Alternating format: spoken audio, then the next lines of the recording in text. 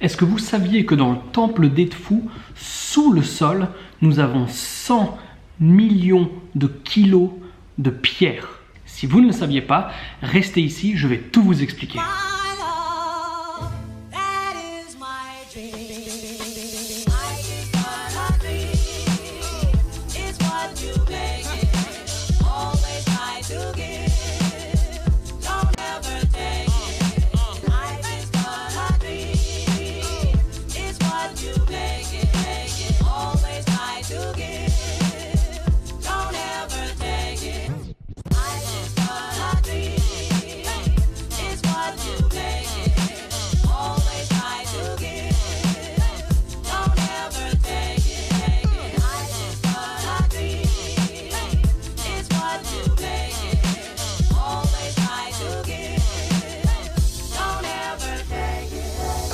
Yo, salut tout le monde, bienvenue sur la chaîne Révélation et Aventure Web.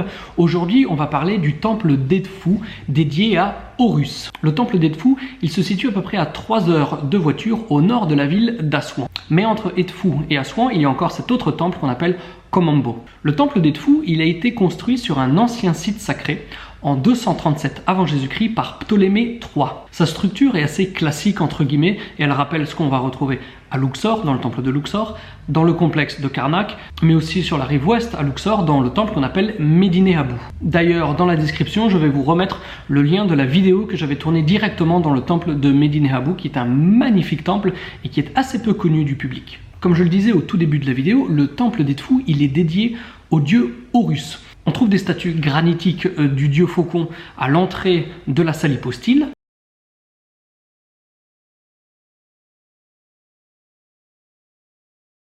Et on suppose qu'une autre statue devait avoir été mise dans ce qu'on appelle le naos, qui se trouve dans la chapelle au fond du temple d'Edfu. Le naos, c'est également ce qu'on retrouve sur l'île Éléphantine à Assouan, pour ceux qui veulent faire un petit peu des liens entre ce qu'on peut retrouver à travers l'Égypte. Et donc le naos, c'est cette espèce d'énorme chaise royale en granit, toujours monolithique. Aujourd'hui, on ne va pas parler de la manière dont ça aurait pu être fait ou pas fait.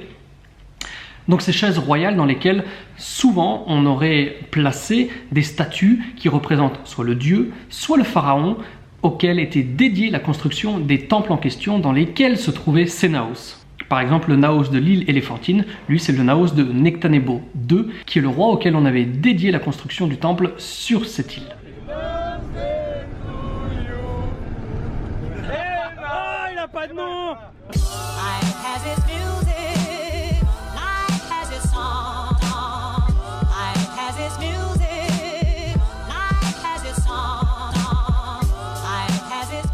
Le temple d'Edfu, c'est aussi, en tout cas pour moi, le temple où on trouve les plus beaux hauts-reliefs. Qu'est-ce qu'un haut-relief? En fait, le haut-relief, c'est l'inverse d'un bas-relief. Le bas-relief, on va tailler dans le mur directement ce que l'on veut représenter.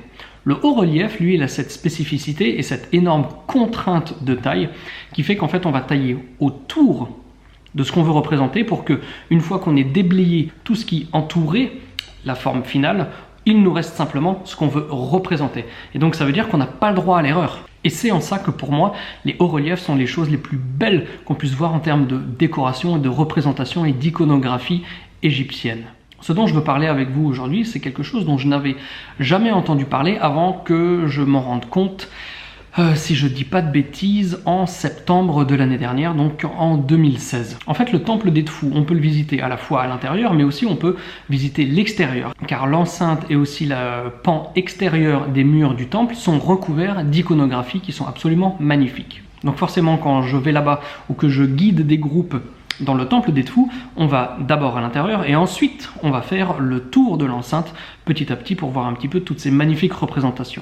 Et lorsqu'on fait ceci, il y a un moment où on va passer devant un tout petit escalier qui descend à peu près 2 mètres, 2 mètres 50 de profondeur. Jusque-là, rien d'étonnant. Par contre, lorsque je suis descendu dans cet escalier, je me suis rendu compte que ce qui m'intéressait, ce n'était plus l'espèce de porte à laquelle je voulais avoir accès initialement, mais vraiment là où j'étais placé. Lorsqu'on est devant ce petit escalier qui descend, on se rend compte que depuis l'heure et demie qu'on vient de passer à parcourir le temple d'Edfu, on était sur un dallage de 6 épaisseurs de la hauteur de cet escalier qui mesure à peu près 2,50 m. Et quand on regarde de plus près, on se rend compte que c'est quelque chose d'absolument ahurissant. Alors effectivement, en termes de démesure et de nombre de blocs utilisés, il y a évidemment les pyramides qu'on connaît tous, avec en tête de gondole la pyramide de Khéops avec ses 2,5 millions de blocs qui pèsent jusqu'à 6,5 millions de tonnes.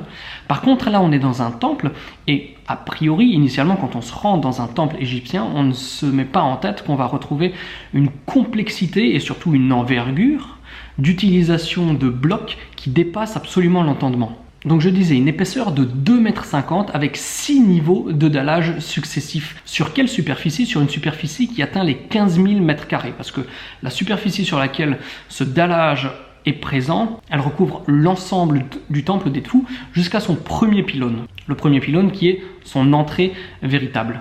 Et donc cette superficie, elle fait à peu près 100 sur 150 mètres, donc 15 000 m². Et pour se rendre compte de la proportion de cette réalisation, il faut simplement multiplier la hauteur multipliée par la superficie. Donc on a 2,5 mètres multiplié par 15 000 m². Ce qui nous donne 37 500 m³ de blocs assemblés uniquement pour le dallage du temple d'Edfu avant même sa construction. C'est quelque chose de tellement fou que je ne comprends pas que personne n'en ait jamais parlé auparavant. En tout cas, moi, j'en ai jamais entendu parler. J'ai fait des recherches à la fois en français et à la fois aussi en anglais, mais personne n'en parle comme si c'était normal. Et je sais pas ce que vous en pensez, mais en tout cas, quand moi j'ai découvert ça et que j'ai fait les calculs et que je me suis représenté un petit peu ce que ça voulait dire, je suis devenu complètement fou, franchement. Ce dallage, il est fait en calcaire. Donc en termes de dureté et de complexité, c'est un petit peu moins contraignant que le granit. Mais ce qui nous intéresse aujourd'hui, c'est vraiment l'ampleur du travail. Et si on considère une densité au mètre cube approximative de 2,5 tonnes par mètre cube, pour faire des calculs rapides, pour pas prendre 2,6, 2,7, donc 2,5 tonnes par mètre cube, ça veut dire que les 37 500 mètres cubes de calcaire pour ce dallage du temple d'Edfu, on va les multiplier par 2,5 et ça nous donne 100 000 tonnes. 100 000 tonnes, ça veut dire 100 millions de kilos. Rien que pour ça, je pense que le terme pharaonique convient tout à fait.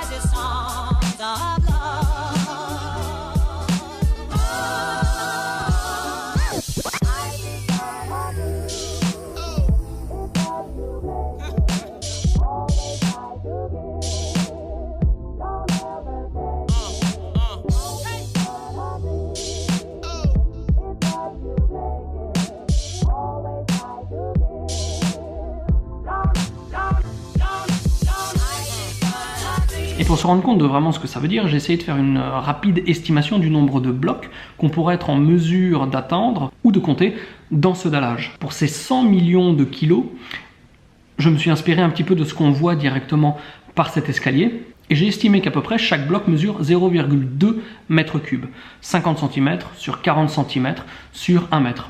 En moyenne, évidemment, il y a des plus petits et il y a des plus massifs. Donc pour avoir le nombre de blocs total, on va multiplier les 37 500 m³ par 5. 0,2 m³ par bloc, il faut 5 blocs pour 1 m³, donc 37 500 m³ multiplié par 5. Ça nous donne 187 500 blocs, on va arrondir pour être généreux et sympa à 200 000 blocs. Donc ça veut dire que lorsqu'on visite le temple d'Edfu, qui est magnifique, il y a des pylônes sur lesquels il y a des représentations gigantesques, il y a ces bas-reliefs, il y a surtout ces hauts-reliefs, il y a le Naos, les statues d'Horus, et à chaque fois qu'on marche quelque part, ça veut dire qu'on est sur une base composée de 200 000 blocs répartis sur 6 niveaux d'épaisseur.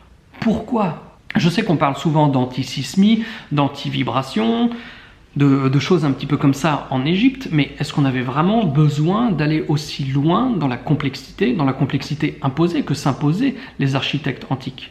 Est-ce qu'on avait besoin d'aller si loin? Je sais pas, mais en tout cas s'ils l'ont fait, c'est qu'il y avait une réelle raison. Pour moi, ce sont ces petits détails, ces petites découvertes dont personne ne parle, qui font la grandeur de l'Égypte, qui dépassent largement le spectre de tout ce qui est assez classique, du type les temples de Luxor, les pyramides, le Sphinx, etc. etc. C'est pour ces petits trucs, ces petites noisettes de surprise que j'adore aller et retourner en Égypte et y passer presque 6 semaines chaque année. Peut-être que très prochainement, parmi toutes les vidéos que j'ai envie de partager avec vous, je vais m'appesantir. Ouais, allez, on va dire que oui. Sur le temple d'Edfu, sa signification, ce qu'il représente, et un petit peu plus le côté architectural. Donc si c'est une option qui vous intéresse, n'hésitez pas à mettre un petit commentaire pour me dire que oui, c'est une bonne idée, et on va essayer d'approfondir un petit peu le sujet d'Edfu dans les semaines et dans les mois à venir. Pour l'heure, je vais retourner à l'écriture de mon livre que je dois bientôt envoyer à mon éditeur, ainsi qu'au travail des prochaines vidéos que je vais mettre sur la chaîne. J'espère que cette vidéo vous a plu. Si c'est le cas, des petits pouces. Si vous n'avez pas aimé, des pouces vers le bas. C'est pas grave, je le prends pas personnellement. Comme d'habitude, n'hésitez pas à commenter, à partager sur les réseaux sociaux. Et moi, je vous remercie d'avoir regardé la vidéo jusqu'au bout. Je vous remercie de votre soutien à tous. Et je vous dis à très bientôt pour de prochaines vidéos. Ciao, ciao!